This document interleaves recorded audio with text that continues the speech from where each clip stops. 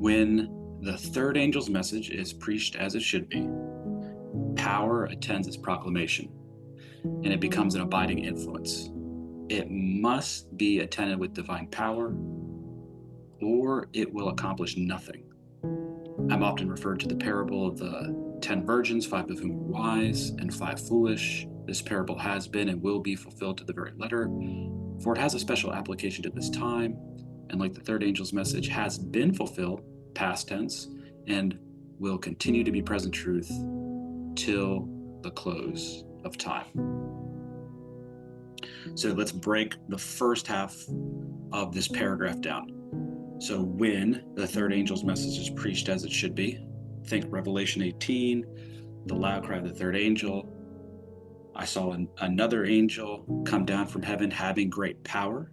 So there's that word power. When the third angel's message is preached as it should be, power attends its proclamation and it becomes an abiding influence. It must be attended with divine power or it will accomplish nothing. So we need to understand better what this power is, because without it, everything is futile. We can't give this message. We can't end the work without this power.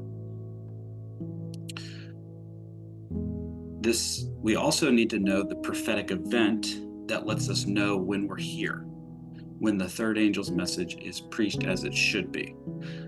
As he for rain in the time of the latter rain. This indicates that we'll know when we're there.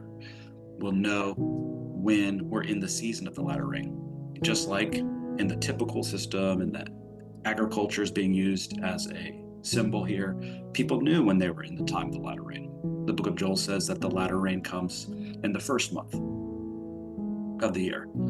So we will be just as clear on that point as they were. We'll know when we're in that season of the latter rain. We'll know when this message is here. We'll know when we're to give this proclamation. Now, this idea, I'm often referred to the parable of the 10 virgins, 5 of whom were wise and 5 foolish. You're going to see why in the next quote that this parable is being tied into the loud cry of the third angel. It's repeated, or it's fulfilled.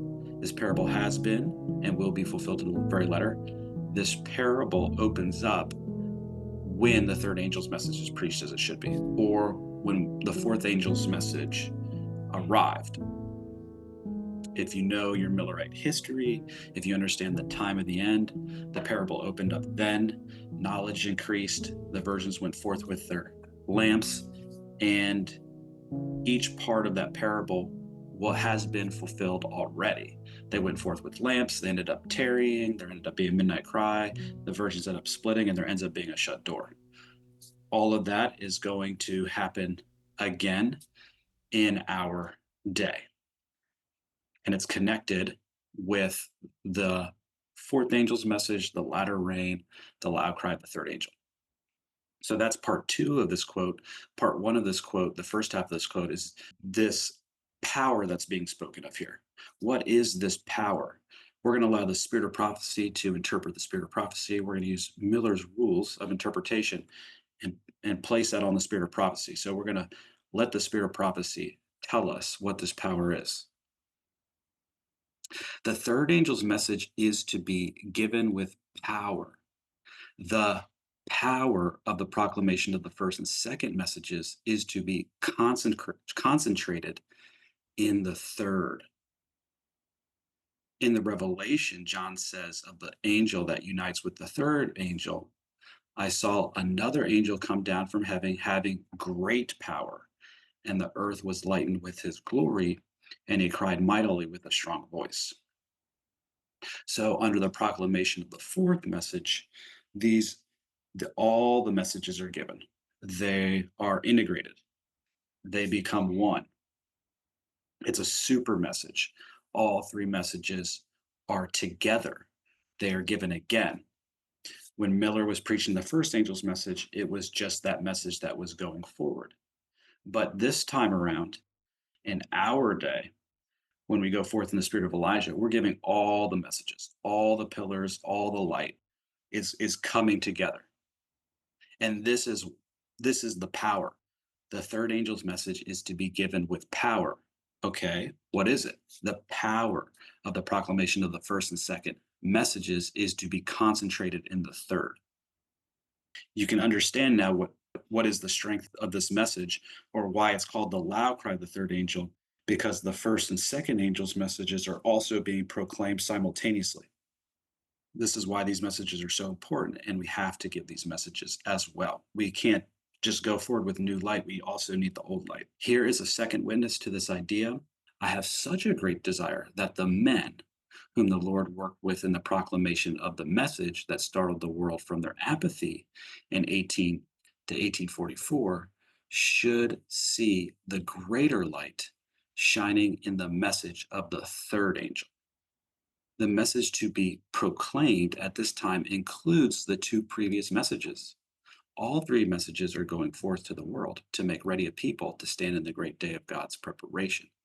I cannot see that Elder Heim's work ended at the passing of time in 44. Confusion came in, it is true, but the third angel's message would have shed precious would have shed beams of precious light upon the two former messages, which are themselves to be reproduced in the proclamation of this last message that is to lighten the whole earth with the glory of God. This idea of these messages are to be reproduced, that last line in this paragraph, which are themselves to be reproduced in the proclamation of this message, of this last message, is the exact same idea as the power of the proclamation of the first and second messages is to be concentrated in the third. The two former messages, which are themselves to be reproduced in the proclamation of this last message, that is to lighten the whole earth with the glory of God. It's been asked, someone asked me one time, how are you so certain that the 2520 is a part of the latter rain message? How are you so sure that all of these particular doctrines that Miller taught, how do you know that all of them will resurface in the church and be proclaimed again? Because of quotes like these. It's very clear that this message is to be reproduced. It is to be given again. We are counseled that the message for this time includes the two previous messages, and all three are going forth to the world. That's a promise. So, the power, again, what makes this message so powerful is that the first and second messages, it is to be concentrated in the third. That is a promise. God is in control of these messages, He's at the helm. And so He is using His angels to direct people into these truths, and His ministers will be proclaiming the first and second angels' messages as it was given by men like Elder Himes. So it's certain people in particular, it's the people that gave that message that she has a great desire that would see it. And then she mentions one of the main proponents of that message, Elder Himes. And we have to go to Elder Himes. He constitutes that message. He was the one that gave that message. And it's because she wants that message preached in full. She wants that message to be reproduced. That's why she has such great desire that men like him would see this message, because they are able to tell us what it is. They're able to constitute that message. God gave it to them. And nobody later on can come and contradict their testimony, because it was truth, and the truth is always stands as truth. God has given the messages of Revelation 14 their place in the line of prophecy. So this is a chronological line, past, present, future. And their work is not to cease till the close of this earth's history. The first and second angels' messages are still truth for this time and are to run parallel with that which follows. When people say that the 2520 is error or it's not important anymore, they're saying that the first and second angels' messages are not still truth for this time. And many of these people like to put the first and second angels' messages into into the future. They like to redefine what they are. The third continuing angel proclaims his warning with a loud voice. After these things, said John, I saw another angel come down from heaven, having great power, and the earth was lightened with his glory. In this illumination, the light of all three messages is combined. So, one way we know if we're actually in under the proclamation of the fourth angel is that these truths are being proclaimed. We are studying these truths. We can see that we are actually participating in the fulfillment of prophecy now.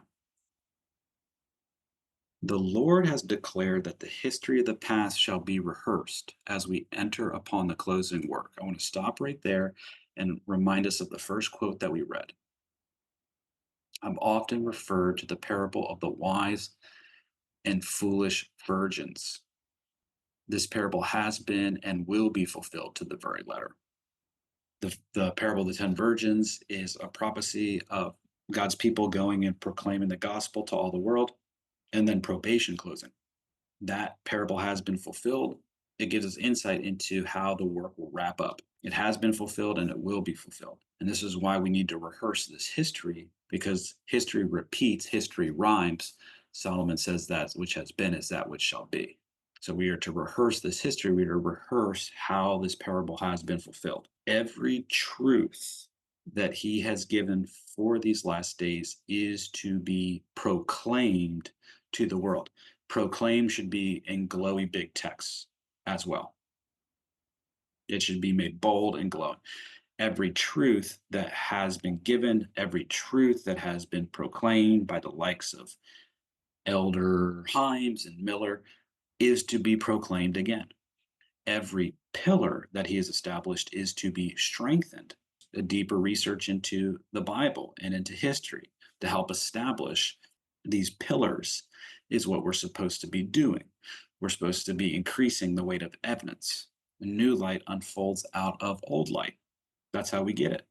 The 2520, if you read in Paulus Hale's Second Advent Manual, the first of William Miller's pillars is the seven times, is the 2520. In the Spirit of Prophecy, it is mentioned as the commencement of the chain of truth. It was given to Miller. Miller, when he traced down the prophecies, showed us where it all began. It begins in 677. That's when Manasseh goes into captivity. That's when the times of the Gentiles begins. That's when the dream of the statue, that's the very tippity top of the statue's head, 677. That's the commencement of the chain of truth. That's the first pillar of Adventism. And that particular prophecy is of importance because it shows who God's peoples are. God's people went into captivity. They were scattered. They were driven into the wilderness. We're the remnant of the church in the wilderness. And the 2520 takes us out of that scattering and brings us into a gathering time. Every truth is to be strengthened. Every pillar is to be strengthened. We cannot now step off the foundation that God has established. We cannot now enter into any new organization, for this would mean apostasy from the truth. So, whether it be the old landmarks of the third angel, which would be the sanctuary and the personality of God in Christ, or if it be pillars of the first angel, like the 2520, when we reject these truths, when we fight against these truths, we're entering into a new organization. We may call ourselves Seventh day Adventists, but really we are nominal Adventists. So let's not be self deceived about it. All the messages given from 1840 to 1844. So it's saying the same thing as this quote in Manuscript 129, 1905. Every truth that he has given, every pillar that he has established, all the messages, what does all mean? All the messages given from 1840 to 1844 are to be made forcible now. So they're to be made a testing truth, a searching truth. These are salvational truths. For there are many people who have lost their bearings. If you don't abide by these truths, if these truths are not in you, if you're not proclaiming these truths, if you have no burden for these truths, you are lost. The messages are to go to all the churches, all of them, all the churches in the house of Israel, but all the churches in Gentile land, all of them. Christ said, "Blessed are your eyes, for they see, and your ears, for they hear. For verily I say unto you, that many prophets and righteous men have desired to see those things which ye see, and have not seen them, and to hear those things which ye hear, and have not heard them. Blessed are the eyes which saw the things that were seen in 1843 and 1844." So when people have a murmuring, complaining spirit, when they say in their heart, these are hard sayings, when they cease to look at the merits of the message itself, but ask what great men or who's actually advocating this message, we can take comfort in these words from Christ. You're blessed just because the talented evangelist is not proclaiming it. That's actually foretold. That was actually foretold. There's only a small company that believe in the present truth, and your eyes are blessed. These are the things that the righteous wanted to look into long ago. And those that saw the things in 1843 and 1844 are blessed. And if you're still seeing those things, if you're still appreciating these old established truths, your eyes are blessed. So don't ask, well, what ministries advocate for this? Most of them are not going to. The message was given, and there should be no delay in repeating the message, for the signs of the times are fulfilling, and the closing work must be done. These are the messages from 1840 to 1844. This is still the same quote. That message was given back in 1843 and 1844. We need to repeat that message, not reinvent that message, not say that that message is still future, but to say that the first angel's message was given, we need to repeat that same exact message. Why? A great work will be done in a short time. A message will soon be given by God's appointment that will swell into a loud cry. We learn that these messages are concentrated in the loud cry of the third angel. We learn that these messages will be reproduced in the loud cry of the third angel's message.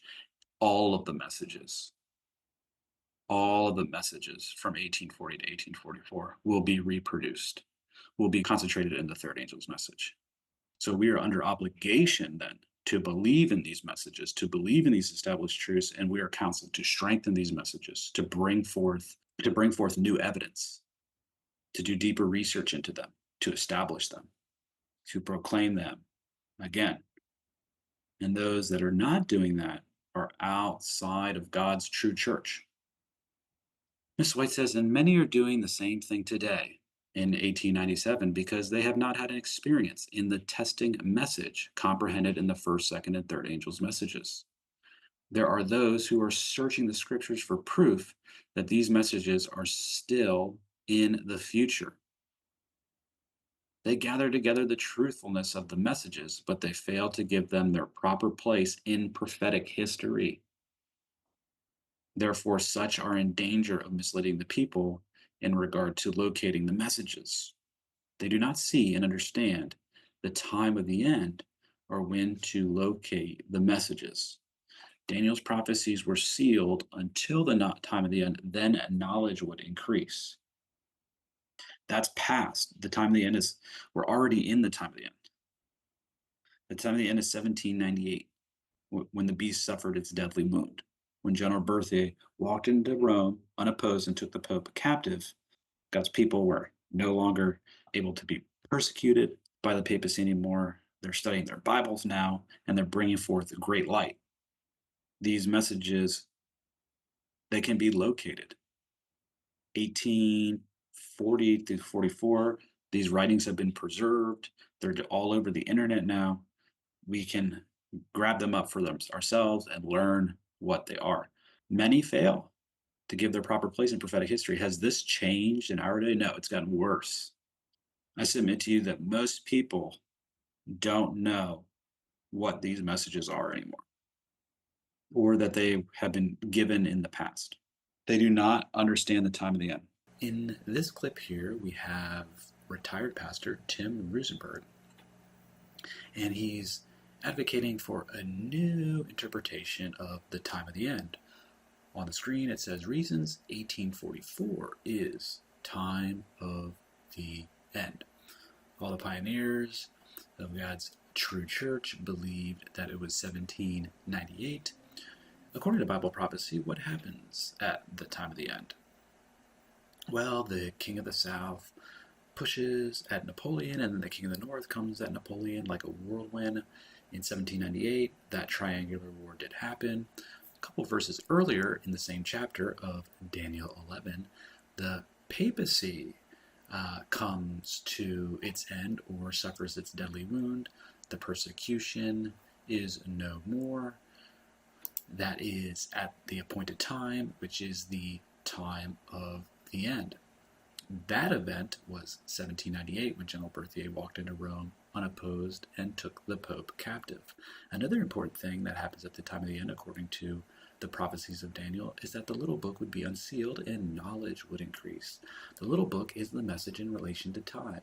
The first angel's message is the message based on time. See Great Controversy 457. If we study Uriah Smith's book, Daniel and the Revelation, he teaches us that the mighty angel from Revelation 10 and the first angel are one and the same. And it's the mighty angel that has the little book opened in his hand. It's the message based on the prophetic periods. Were the prophetic periods beginning to be understood? Was the church picking up a time-based message after 1798? Yes. We have the rise of men like Joseph Wolfe and William Miller, and the Great Advent Movement was a message where they were preaching definite time for the soon coming of the Lord. When we put the time of the end in 1844, we lose the former messages. We lose the first and second angels' messages, which were given before 1844. The conclusion of the matter is this. If the time of the end is 1844, then the first angel's message is no longer the little book, because the first angel's message was given before 1844. There's also the liability to push the first angel's message into the future and divorce it from William Miller's message. And these are the things that will certainly come. This is the natural fallout of this false position. Ms. White warns us that we are in danger of misleading the people in regard to locating the messages. They do not, speaking of these false teachers, see and understand the time of the end or when to locate the messages. When we shift the time of the end off of 1798, we are no longer able to locate the first and second angels' messages. When does the papacy get the force of arms? That's when the French King Clovis in 508 decides to support the papacy. And he starts attacking the other tribes who were Christian but didn't support the papacy. And you come 1290 years from that, and it brings you to 1798. I completely agree with Tim Rosenberg on this one. He's completely right that Clovis was persecuting the other Christians. The other Christians were not of the Catholic faith, they were of the apostolic faith. They were not Trinitarians, they were anti-Trinitarians. Catholicism is Trinitarianism. The apostolic faith is the worship of the one true God, not the triune God. And what's so interesting about this, the irony of it all, is that Tim Rosenberg and his nominal Adventist church are persecuting and disfellowshipping those that hold to the pioneer faith and those who are of the apostolic tradition. The proclamation of the first, second, and third angels' messages has been located by the word of inspiration. The word of inspiration is the Bible. Not a peg or pin is to be removed. Not the 2520, not even the 7 months, the 210 years, which most people don't know about. Even the smallest of doctrinal points is not to be removed, not even a pin. No human authority has any more right to change the location of these messages than to substitute the New Testament for the Old. The Old Testament is the gospel in figures and symbols. The New Testament is the substance. One is as essential as the other. The Old Testament presents lessons from the lips of Christ, and these lessons have not lost their force in any particular. The first and second messages were given in 1843 and 1844, and we are now under the proclamation of the third, but all three of the messages are still to be proclaimed. It is just as essential now as ever before that they should be repeated to those who are seeking for the truth. We read a quote that said all these messages are to be made forcible. In the analogy that's been given, the Old Testament has not lost its force in any particular. And so the comparison is that the first and second angel's messages have not lost their force in any particular. They are to be made forcible. All the messages that were given from 1840 to 1844 have not lost their force in any particular. All those messages are still valid. All of them, 2520, 2450, the 6,000 years, 2,000 years of Hosea, all these prophetic periods that were being given, the various signs of the times, the daily, taking away of the daily. That's all in force. And it's essential as ever before. It's just as important now as in Miller's day that we do that. That's our work.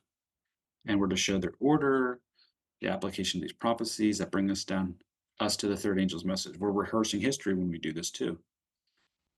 That's what the Lord would have us do. We learned that already. I saw a company who stood well guarded and firm, and would give no countenance to those who would unsettle the established faith of the body.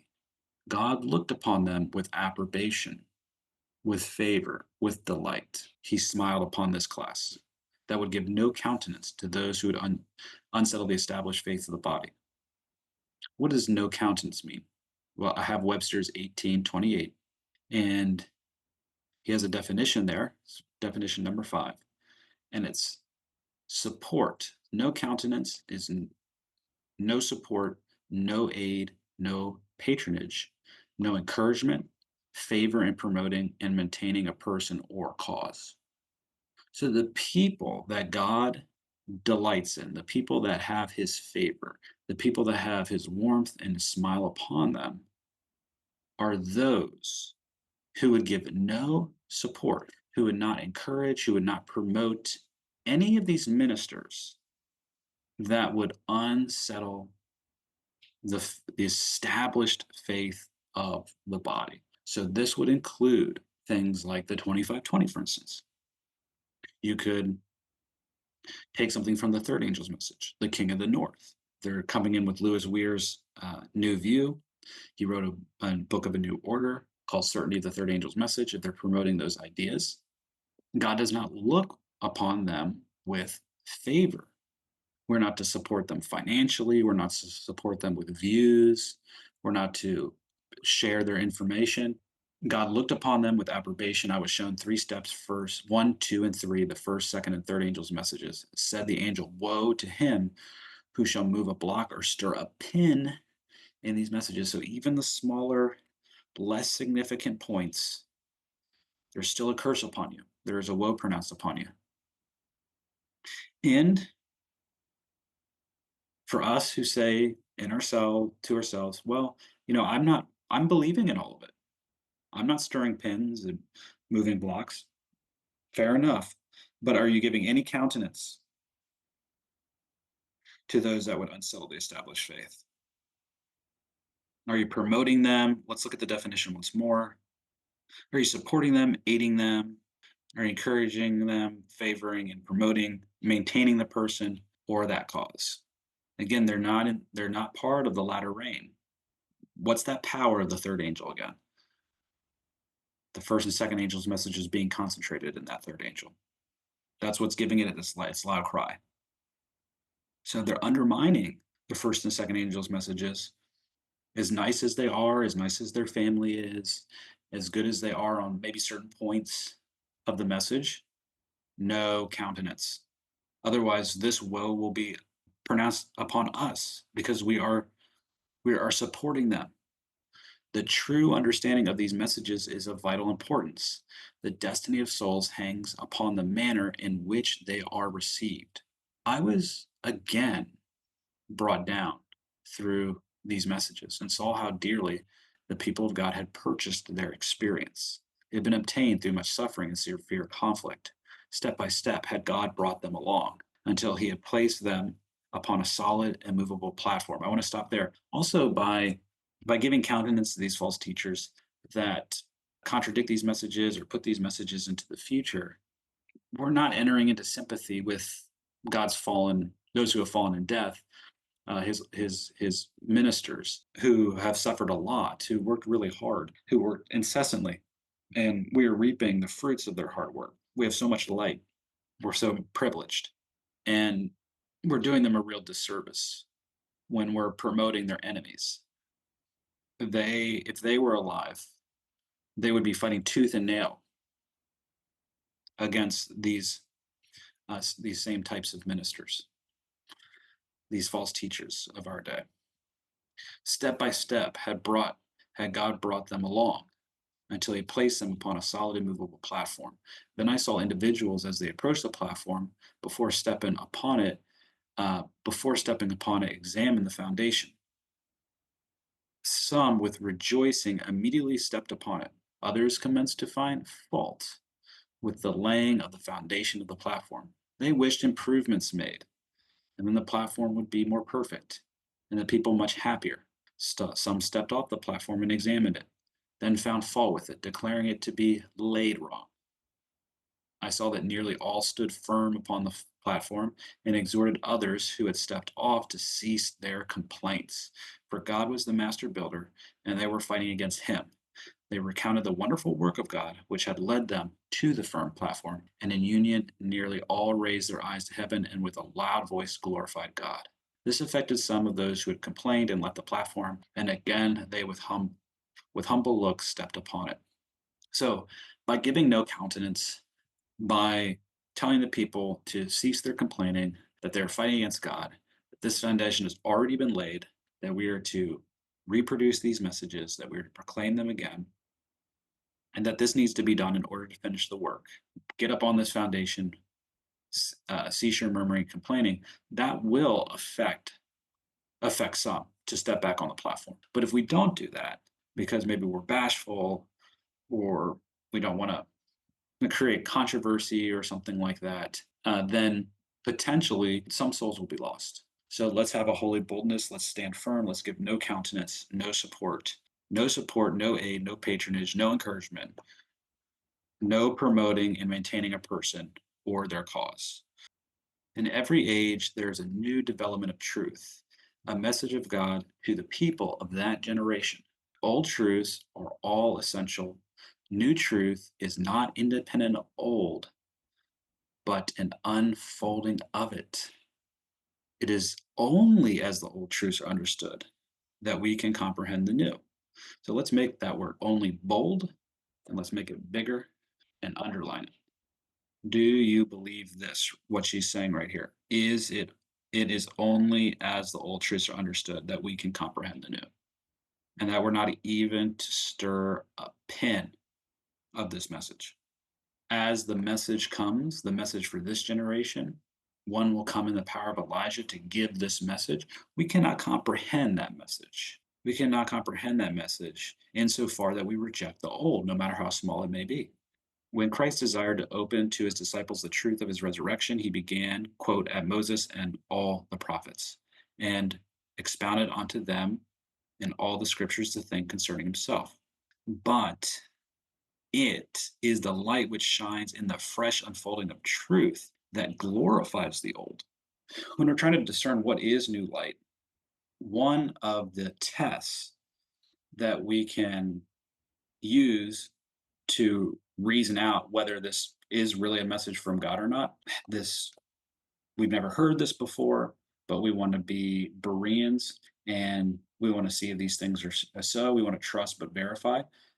One of the tests that we use to verify whether this be a message from God, the message for this time, the new light, is that it will glorify the old light. It will substantiate it. it will strengthen it. And again, this is every pillar, this is even the pins, no matter how insignificant it may appear to be. One of these old truths I'll take, like for instance, what's the smallest is probably the 7 months of Ezekiel 39, probably the smallest pin that I can think of right now of the first angel. Any new message won't contradict that. It'll strengthen that. It'll glorify it. Okay, continuing. He who rejects or neglects the new does not really possess the old. For him, it loses its vital power and becomes but a lifeless form. Okay, so every minister, more or less, whether they be in the nominal Adventist church or whether they are present truth oriented, all of them say things such as, we need to give the three angels messages. That's the work for this time. That's essentially the motto of Adventism, and it's the right motto. However, can we define what these messages are? Are they just a lifeless form, or do we really understand what they are? So let's define the first angel's message. We know that the first angel's message is based on the prophetic periods, that forms the foundation of this message. It's the message in relation to time. The unsealing of the little book was the message in relation to time. The first angel's message was based on time. Great Controversy, page 457. So those that are proclaiming the first angel's message, those that are repeating that message, know when the time of the end is and are able to prove it. They're able to take out their Bibles. They have the history necessary. Prophecy and history doth agree, and they're able to show when the time of the end is. There's also signs of the times that form a portion of the first angel's message. These would be, there's three prophetic events that are important. November 1st, 1755, with Lisbon earthquake, the dark day, May 19th, 1780, and the stars falling in November 13th, 1833. So this generation experienced these events. Those that proclaim this message were living around the time that these events happened. And these are the events that are connected with the second coming of Christ. Hence, the Great Advent movement was sharing these things and letting the public know, hey, these things have been fulfilled. Christ is coming soon. The hour of his judgment has come.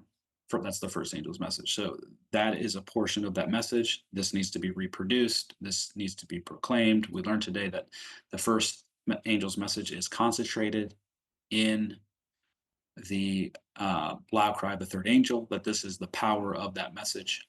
So this is something that should be often spoken about. The signs of times is something that should be often repeated. This should be often rehearsed. Sacred history should be often rehearsed. And then you have the prophetic periods, 6,000 years, 2520, 2450, 2300 days, 2,000 years of Hosea, 1335, 1290, 1260, 666, 490, and the 7 months, the 210 years. These are the prophetic periods that trace down to 1798 and 1844. Not the 2,000 years, that's 1842, but they all terminate around the same. They all terminate harmoniously, and they all terminate around the same time. So this is the first angel's message. That is what it is. If someone is telling you it's something else, or they're reinterpreting it, that's a false teacher. We're to give no countenance to those that would unsettle the faith of the body. Okay, second angel's message.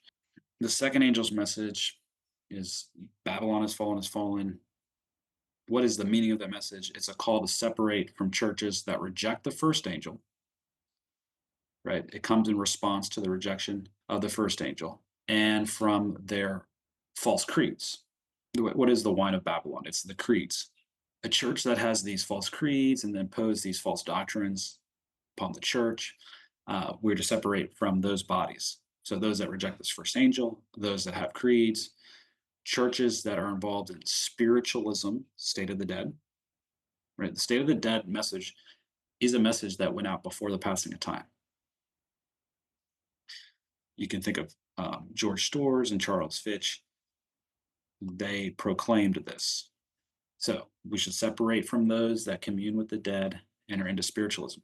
Also, churches that practice, support, or are neutral on sin. I give some examples, i.e., abortion, LGBTQ.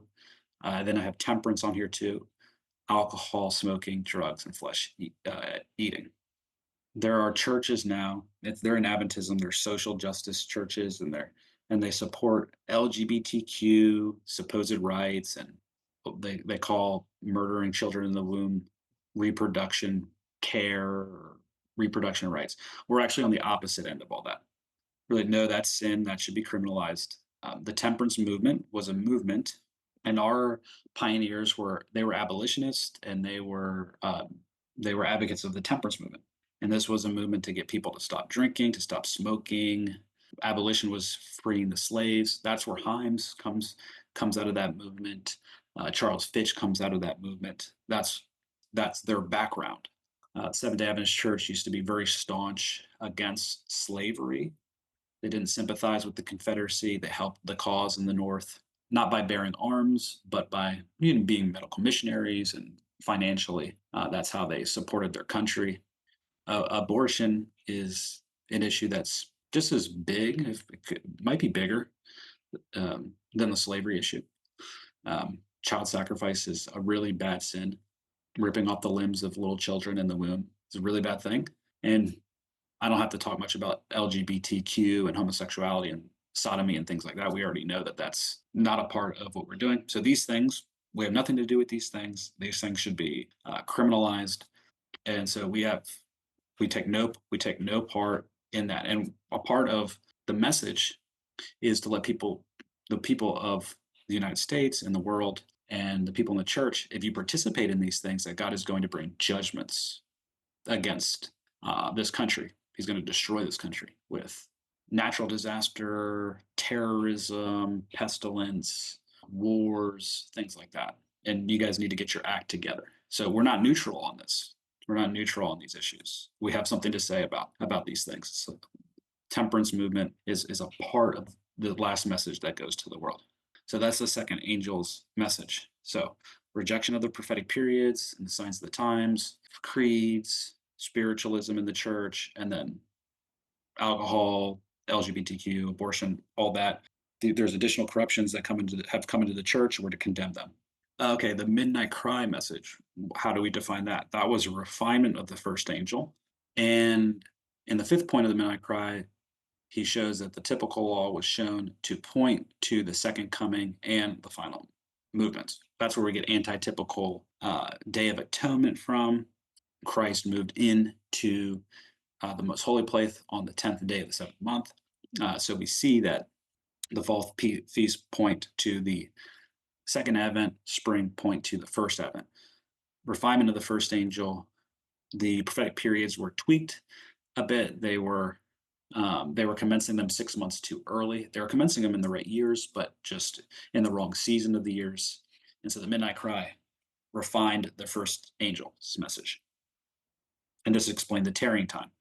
They were tarrying for a couple months because they didn't understand that they were commencing the prophetic periods just a bit too early. Okay, the third angel's message. What's the third angel's message? Personality of God in Christ. It's the old landmark. So this is an anti-Trinitarian church, not a triune God worshiping church. It's a one true God believing church. The sanctuary message. You have the investigative judgment of the dead. You have the Sabbath reform. That's really the same thing as the sealing, but I have Sabbath reform, sealing message, righteousness by faith, both parts, justification and sanctification.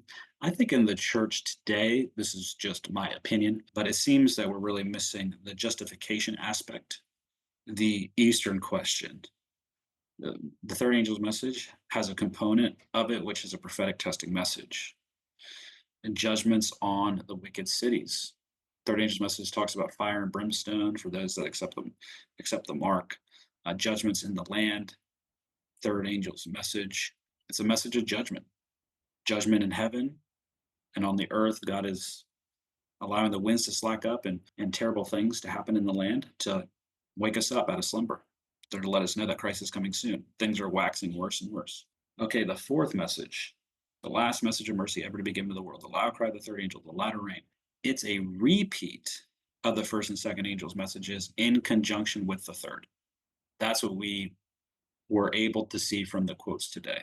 The word was concentrated. The first and second angel's messages are concentrated in the third. That's the great power of the third angel's message. They're reproduced under the proclamation. That's another word, reproduced, concentrated. So The repeat of the first, second angel's message in conjunction with the third. All three messages are combined and integrated. Additional evidence is given for the first two messages. We've seen that the new light glorifies the old light. We see that the third angel's message shines light upon the former messages. Okay, continuing. Additional evidence is given for the first two messages. The third angel also is preached more fully. For instance, the Sabbath is preached more fully. I can also tie this into the one true God message. Sunday is a dedication to the triune God. That's what it really amounts to. The Sabbath is a sign of the submission and worship of the one true God. So this is an instance of how the Sabbath is being preached more fully because we now recognize it as a sign of, that you're worshiping the true God, whereas Sunday is a sign that you're worshiping the God of Antichrist. The judgment against the cities are increasing in intensity and frequency. 9/11 in Bible prophecy. What the time of the end is to the first angel's message, 9/11 is to the fourth angel's message. So, for instance, what General Berthier walking into Rome unopposed, taking the Pope captive, the beast suffering its deadly wound, that's the equivalent of the towers falling in New York. Those great iconic buildings where the merchants of the earth are, though them being judged. The fourth angel's message is Babylon has fallen, and the merchants have waxed rich with the abundance of her delicacy. So when we're talking about the parable of the wise and foolish virgins being fulfilled, we know that its fulfillment began in the time of the end when the beast suffered its deadly wound. Now, its counterpart is when the image of the beast suffers a deadly blow, if you will. 9/11 in Bible prophecy lets us know that judgments are in the world. So I have repeat of the parable of the 10 virgins, investigative judgment of the living, 1844 investigative judgment of the dead, here investigative judgment of the living, little time of trouble, third woe. I put economic depression in there because the more I think about Revelation 18 and about all the wealth of Babylon evaporating, we see Babylon burning. Her merchandise is found no more in her. That's a great theme of Revelation 18. And we can look to 2008, which has happened in this generation, post 9/11 world. And we're on the verge of another great housing collapse, possible hyperinflationary event. There's just so much economic instability, maybe a stock market correction. I don't know exactly how it would play out. None of the debt was liquidated in the 2008 crisis. It was just moved from these bankrupt companies over to the Federal Reserves. It just became a liability of the Fed.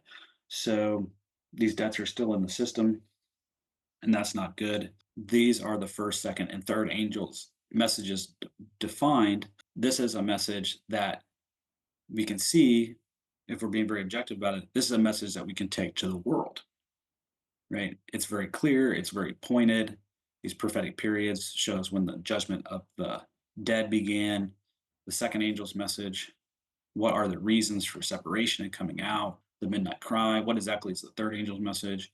And then what is the fourth angel's message? You'll notice that the fourth angel's message is supportive and integrates the first and second angel's message. So we hear a lot about people saying the latter rain message, or people trying to come and give some, they believe they have some sort of message from the Lord or something like that. Um, we can test it. We know what we're looking for because we've read all of these quotes, right? We've gone through all these quotes.